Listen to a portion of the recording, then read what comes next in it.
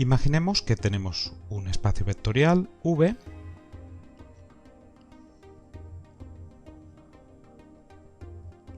y tenemos dos subespacios S y T. S y T.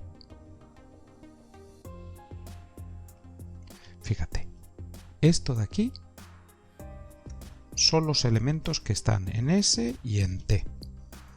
Eso es S intersectado T. Y hemos comprobado que siempre la intersección de dos subespacios es subespacio. Sin embargo, hemos visto con un ejemplo que S unión T no necesariamente es subespacio. Entonces, si S unión T no es subespacio, nos preguntamos, ¿qué es lo más parecido a S unión T que sí que es subespacio? O sea, ¿cuál es el menor subespacio de V que contiene a S unión T, o sea, a S y a T y es subespacio? Pues ese subespacio es la suma de S y T. Entonces, llegamos a una definición que dice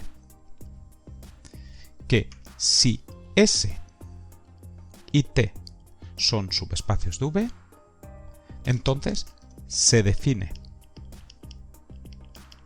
la suma de S y T, S más T, como pues el conjunto formado por todas las sumas de un vector de S con uno de T. Los V más W, tales que V pertenece a S y W pertenece a T.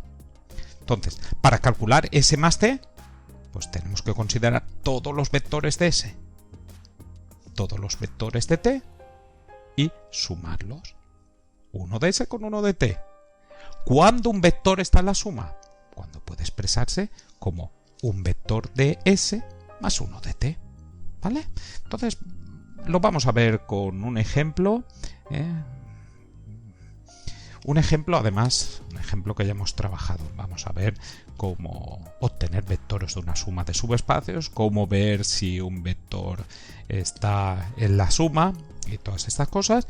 Y como digo, pues vamos a trabajar con ejemplos que ya hemos puesto anteriormente. Vamos a trabajar en R2 y vamos a considerar S, los X y pertenecientes a R2. Yo lo había advertido que los íbamos a usar de nuevo, tales que Y es igual a 0.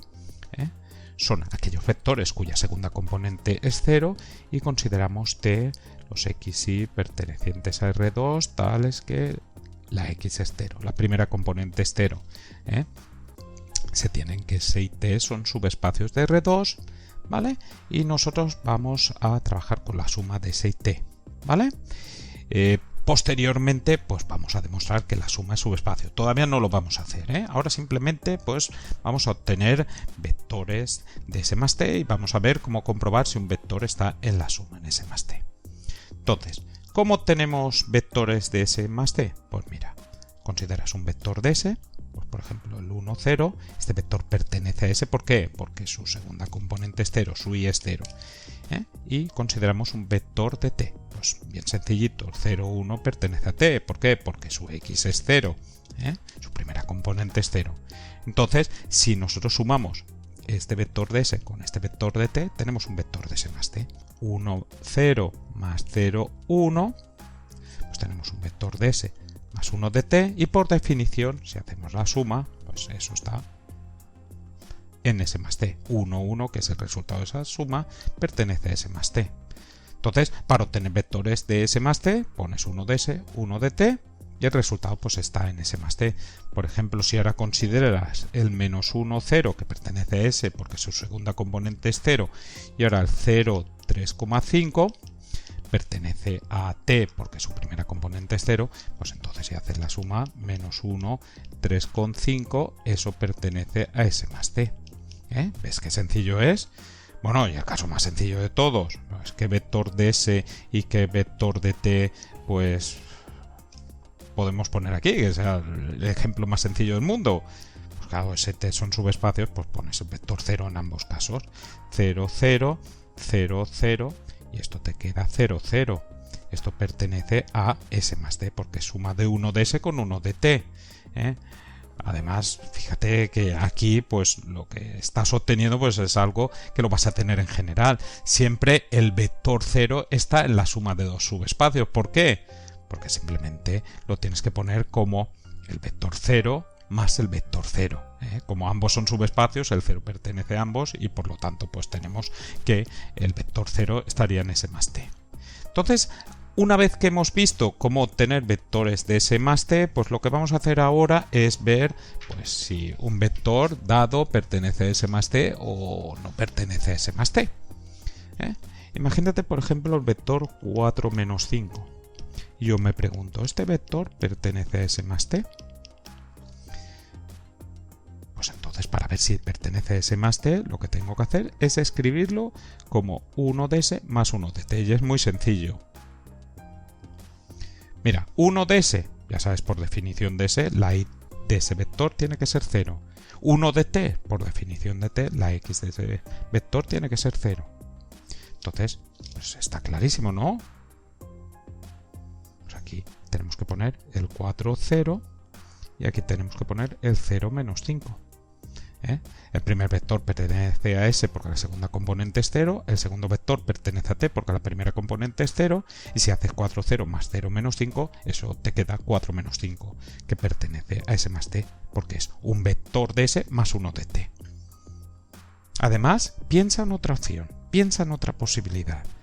Puedes escribir 4 menos 5 como un vector de S más 1 de t, donde no pongas los mismos vectores que he puesto yo ahí. Piénsalo. Finalmente observa que si tenemos un xy perteneciente a R2 cualquiera, pues xy lo podemos poner siempre como un vector de S más 1 de t. Porque se puede poner como x0 más 0y. Por lo tanto, hemos expresado cualquier vector de R2 como 1 de S más 1 de t. Por lo tanto, xy pertenece a S más t. Cualquier vector de R2 es de S más t y por lo tanto de aquí concluimos que S más t es R2. S más t está incluido en R2. ¿Por qué? Porque S más t es sumar 1 de S con 1 de t. Los vectores de S y t están en R2. Luego al sumar dos vectores de R2 te dan R2. Y todo vector de R2, como acabamos de ver, xy se escribe como x0 más 0y, 1 de S más 1 de t. Luego todo vector de R2 también está en S más t. Y por lo tanto, ese conjunto que habíamos puesto, S más t, es todo R2.